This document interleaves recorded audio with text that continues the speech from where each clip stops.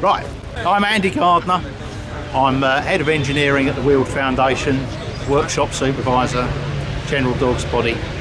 This is our tank, the Renault TSF. It's the radio version of the FT17.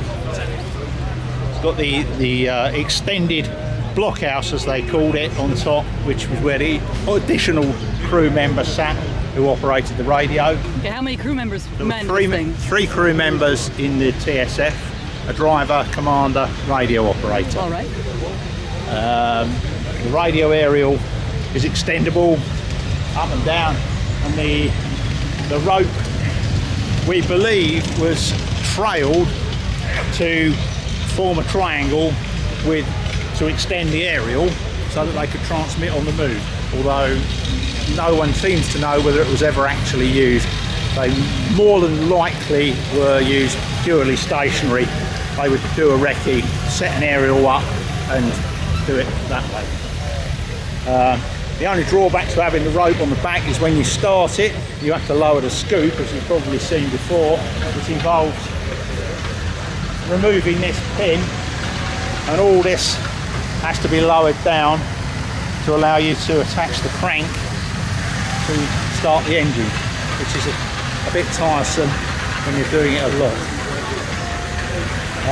Moving on is the external equipment on the outside of the tank, toolbox, spread out selection of tools for running repairs, tow cable, tow chains, very nice wooden continental style jack, pickaxe, and these slits.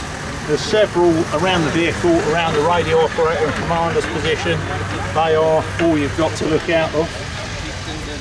Pistol port, which is the only effective armament it's carried, as it's not got a mounted gun. The only armament were the side arms of the crew, which they could fire through the pistol port if they felt necessary. And apart from that, that was it, armament-wise. Moving around to the luxurious cabin. Driving controls, as per a car, a stick shift car.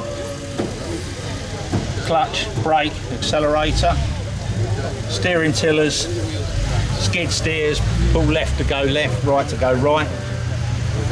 4-speed gearbox and reverse, just quite heavy in operation, but same as any other stick shift. This is the parking brake release cable.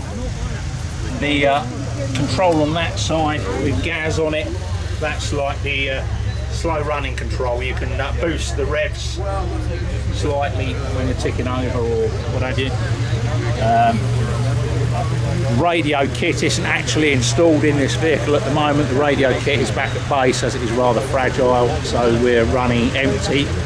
But if you look, there's two folding seats, and there's a folding desk in the top of the turret, which you can't see from down here.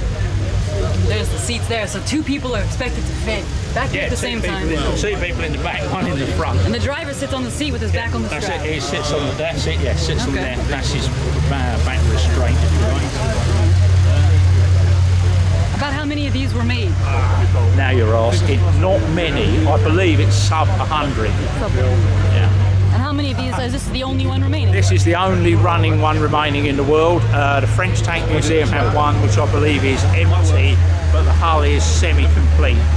But this is the only running one in the world. Okay, and how long did this project take you guys to bring this thing back to life? The whole project, the 2 vehicles, took 10 years, but that did involve a lot of research and a lot of digging in the archives, locating of parts. So it was 10 years, but of that was probably only 6 or 7 years of actual metalworking and assembly and paint and all the bits that go with a vehicle of this age. That's awesome. Okay. And so outside of Militracks, where we're seeing it here, where are some other events that you might be able to see this thing in action? You could see this thing in action at our open day in June in Kent in the UK. You can join the website, you can purchase tickets, or that will enable you to come along to our open day. These are held a couple a year generally, so if you want to look online, you can more than welcome to come and have a look. That's awesome, thank you. Hey, thank you for checking out my video with the Weald Foundation on the Renault TSF. This tank was a treat to see in motion all weekend, running alongside their Restore Renault FT. These guys are some of the best in the world at the restoration and preservation of historic military vehicles, and it was an absolute treat to learn from them and record this for you. Militracks 2019 is incredible. They will return for Militracks 2020, and they're bringing along their Jagdpanther this time, so do not miss out on that. The link to Militracks as well as Weald Foundation are down in the description below. I've been a member of the Weald Foundation for about 2 years, and I've loved every moment of it. I'm proud to support keeping history around and supporting those people who do what they do, as well as getting their newsletter in my inbox on Fridays about the restoration projects as well as the history behind the vehicles. So if you dig that kind of stuff, obviously, if you didn't, you probably wouldn't have made it this through the video, so go ahead and check that out and sign up and see what you can learn from these guys. Thank you to the team for taking the time for the video and for giving me a little ride in the TSF last spring. That was an amazing experience that I really, really treasure. So see you guys next video, and I'll see you guys at Militracks 2020. Subscribe for more tanks and armored history, and I will see you next time.